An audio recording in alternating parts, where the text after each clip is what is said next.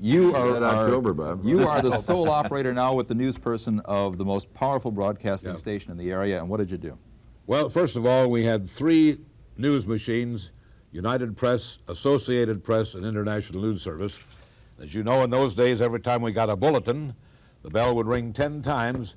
We'd tear the bulletin off and go in the studio and read it.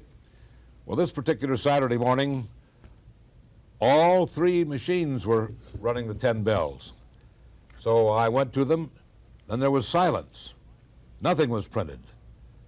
And finally, they printed alert, alert, alert, alert. Then they were silent again. I thought, what in the world do I do now? And I thought, well, the only thing I can do is be honest. I said, folks, we evidently have some kind of an emergency. I don't know what it is, but you stay tuned and I'll let you know the moment I know. We were the control station.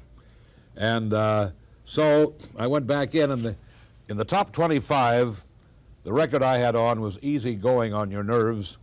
It was, this is unusual. Wasn't it? Wasn't it? Where do I begin? And it was Henry Mancini and the orchestra and the love theme from Romeo and Juliet. So it was 2.5 minutes long. The record ended, the machines were still silent. So, no, in the meantime, they did print a code word. And I reached back on the wall and tore off the envelope, only if we had a code word. And I looked at the code word, it was cauliflower. And I looked, and lo and behold, on the news machines, the code word was cauliflower. So I told the folks then, folks, we definitely do have some kind of emergency. I still don't know what it is, but I have received the secret code word. I have verified the code word. Now again, stay tuned, and I'll let you know the instructions that follow. So I put the needle back and went through Henry Mancini again. Then finally, the bells started ringing. Disregard, forget it, forget, mistake. Then I went in and said, folks, the story does have a happy ending. They sent us the wrong tape, so there is no emergency. But I tell the folks I'm out speaking, that 5 minutes in which I played Henry Mancini and the orchestra and the love theme from Romeo and Juliet through twice was the longest 5 minutes of mine in Your life. And also, That was at the height of the Cold War when things were very tense. Oh, right. Another point of the story was, weren't you the only guy in the whole country that did it the right way?